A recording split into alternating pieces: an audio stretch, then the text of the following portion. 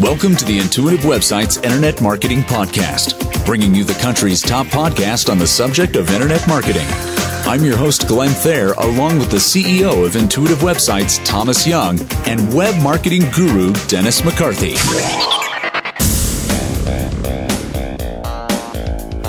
Well, folks, welcome back to the Intuitive Websites Internet Marketing Podcast. We've got Ray Cameron and Dennis McCarthy both out on vacation. Those guys are so lucky. So, Thomas, just you and I this week. It's just the two of us. Yeah, those guys are out. It's the middle of July. So it's prime vacation time. Exactly. Nice weather, time to be out of the office, but we're here. But today we're going to be talking about the web and the subconscious mind. Now, there's a whole lot of studies that have been done, and there was a book that was just released called Biology from Martin Lindstrom, and that really talks about the way people buy, and it's more on a subconscious level. Well, really, how does that work as far as the subconscious mind? How does that play with website marketing?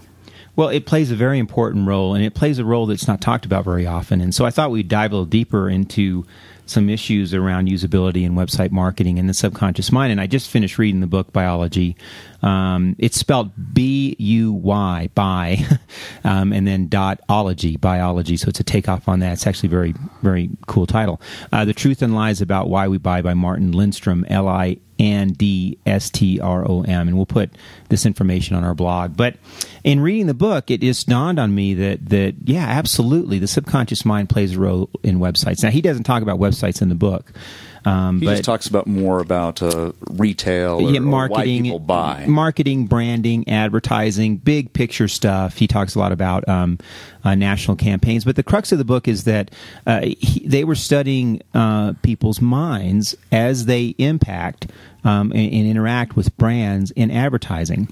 And he's trying to get a sense of what people do on a subconscious level when they're exposed to a brand and they make buying decisions. And I thought, we have seen some interesting things in user testing that aren't easy to explain. And one of those things is users don't always know why they're doing things on a website. And we'll ask them, we'll say, why did you click there? Why did you follow that path?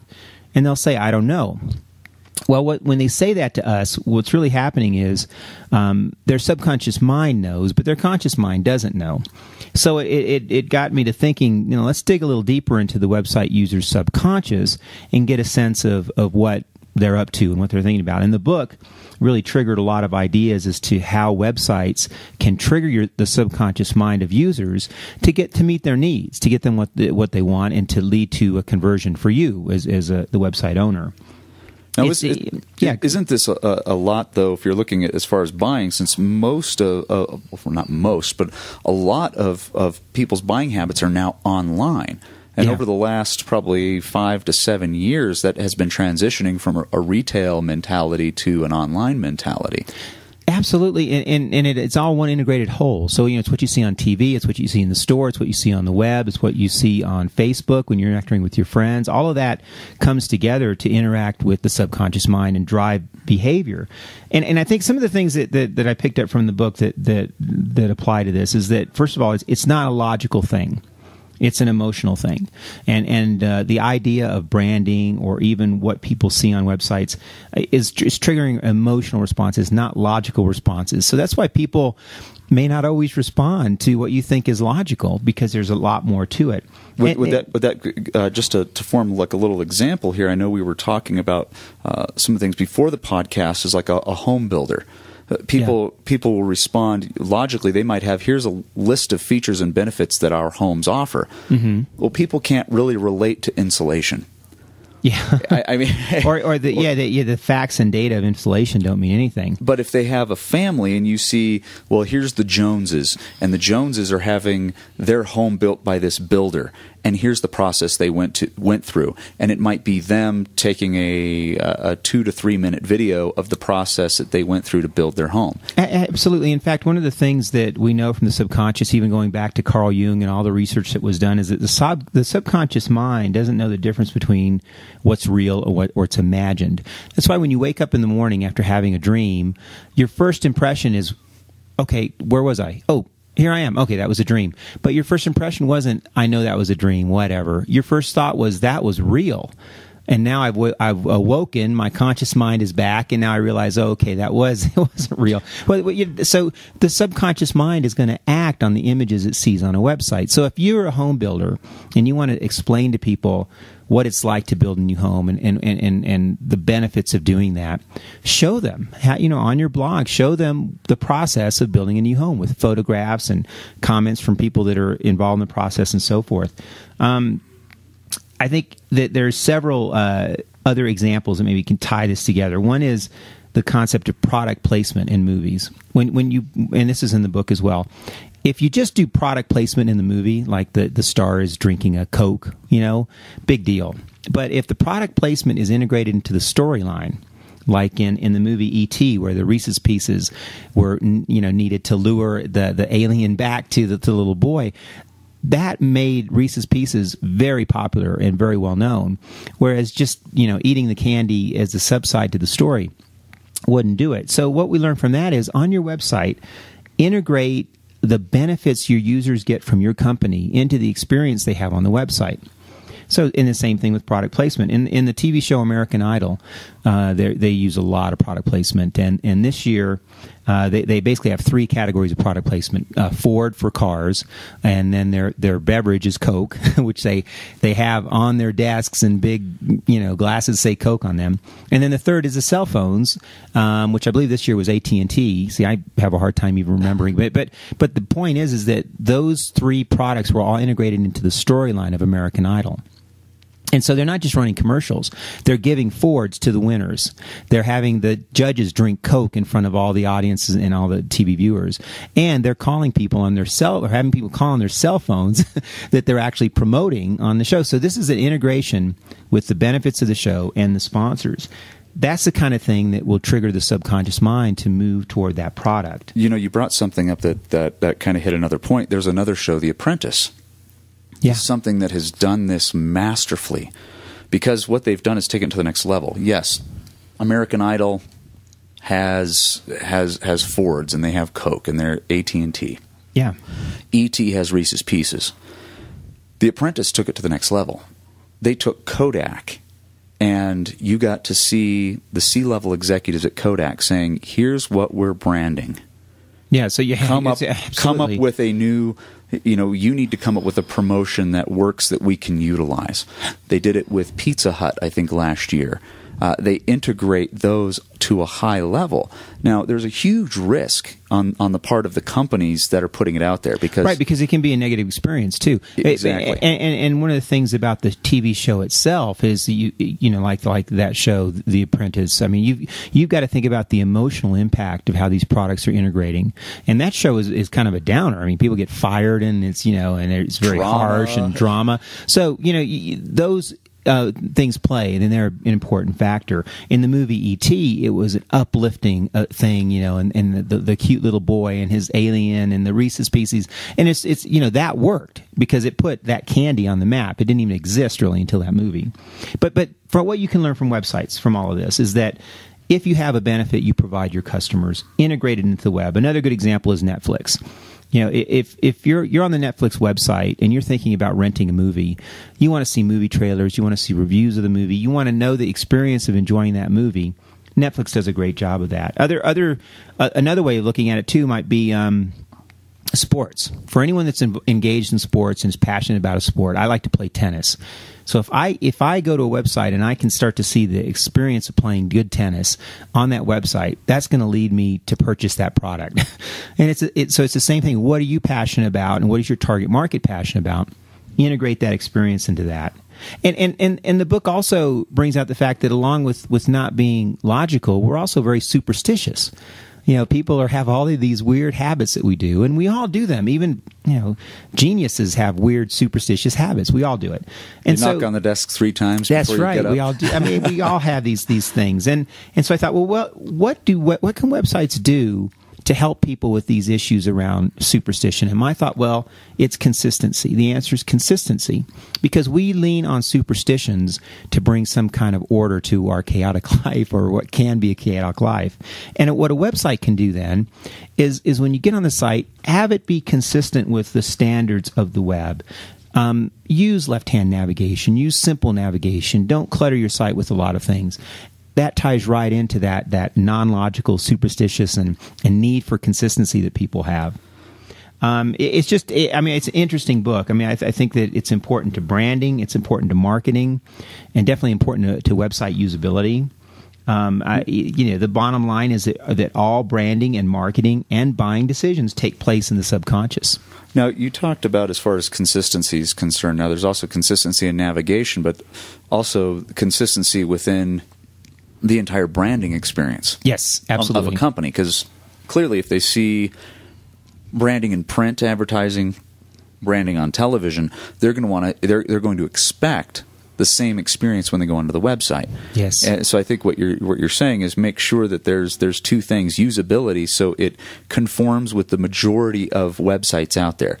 Not coming up with a website design that you say, this website design is super sexy, it's new, it's cool, people are going to be blown away when they see it. However, I know from experience, I've gone on sites that were awesome, that graphically they were beautiful, and they were flash, and they were just from an artistic standpoint, blew me away. I had no idea how the heck to make that website work. Yeah, you've got to do that, and that's something that we learn from the book biology, is that people look for that consistent patterns and consistent behavior. I think it also builds trust, and it's on a subconscious level, because what happens is a user says, this website's easy to use, I trust them. or it's familiar, because it's what they've been used to. Absolutely. It's very, very simple. If somebody's on blogs, now this would bring up another, I guess this would be almost posed as a question to you, Tom. Yeah. As far as blogs are concerned, there's a lot of different ways to utilize blogs. And as far as blog design, especially with all the different templates that WordPress has now, you have so many different ways. Would you say, for most users that are starting out their blogs, or most companies that are using their blogs, what would you say, just to keep it simple and keep it normal with the majority of the standards of what's out there for blogs? Well, I think you have two different levels for the blog. If it's an individual blogger who's putting content out there, that's one thing, and you're telling your story and your viewpoint, that's fine. If it's a company and you have a blog, that blog needs to connect with the experience that the user wants, the benefits that the user wants. So, that's why the example of the home builder is a really good example. Or if you're selling a community and you have lots available, whatever it is, the blog needs to tie into what it means to live there or experience that house or community or whatever the product is. And so it's a little bit different whether you're a blogger or your company, but the concept behind blogging for companies is really a content distribution method, really. It's just a way of getting information out there, but keep that information focused on benefits. I mean, one of the things that's mentioned in the book is the use of sex in advertising, which is always big. Victoria's Secret, huge. I mean, if you watch Jr. TV, I mean, every other commercial is using it. Now, here's the bottom line, and this is what is mentioned in the book, is that sex will cause attention and it'll create a stir, but it's not going to improve your brand necessarily. And in fact, unless you're Victoria's Secret, unless you're selling it. but so how does this apply to websites? Well, you mentioned this earlier. A lot of websites focus too much on the flash and on the sex appeal and not on the substance. And what it'll do is it will draw attention to your site to have something creative, unique, or incredibly colorful. But it won't have lasting benefit, and it won't actually turn your site into something that's productive for you. So, if that's all you want to do is cause a stir, then you can do that. But I think you need to be more practical in your approach on the web. Well, and that's really what it comes down to, is if you're not selling something that's sexy and having that in there, if that's not part of your brand, I think it's more of a detriment than anything else, because it's going to detract from your message. Absolutely. In fact, one of the things that the book talks about, and you mentioned this as well with the Apprentice, is you can have an opposite effect, is, the warning labels on cigarettes. When tested in laboratories, people's minds respond to those warnings. These are smokers. People's minds will respond to those labels with a craving for a cigarette. Because what happens is their subconscious mind has been conditioned that when they smoke, they see that label. And so they just show them the label and they crave a cigarette. So basically the bottom line here is that the labels are having the opposite effect.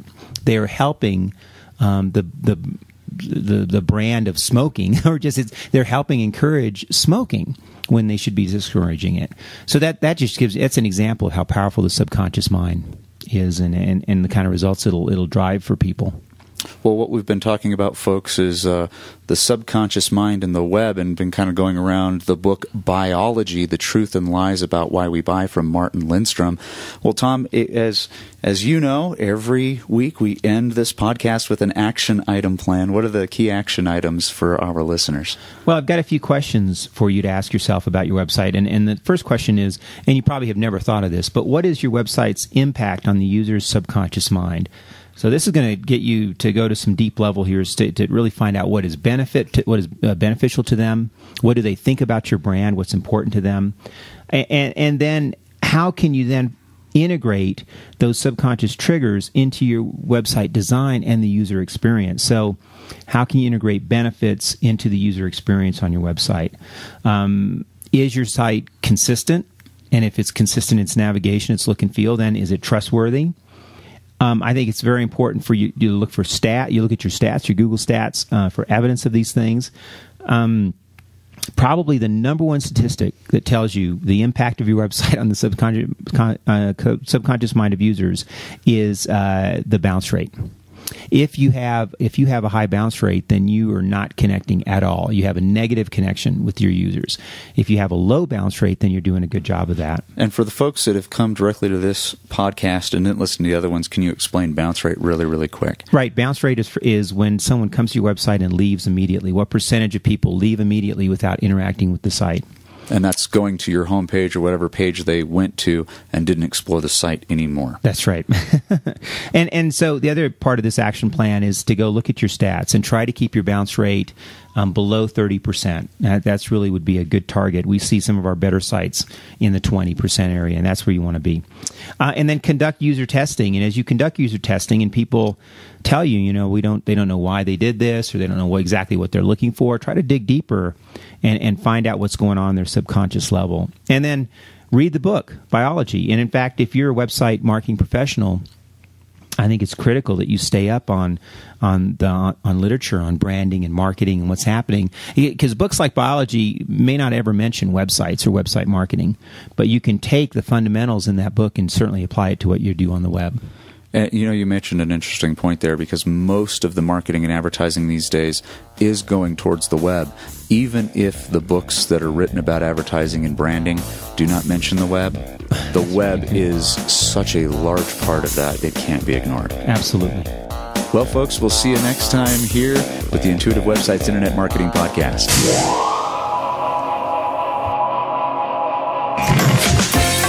This has been an Intuitive Websites Internet Marketing Podcast. For more information and to see all the available podcasts and much more, visit intuitiveblog.com.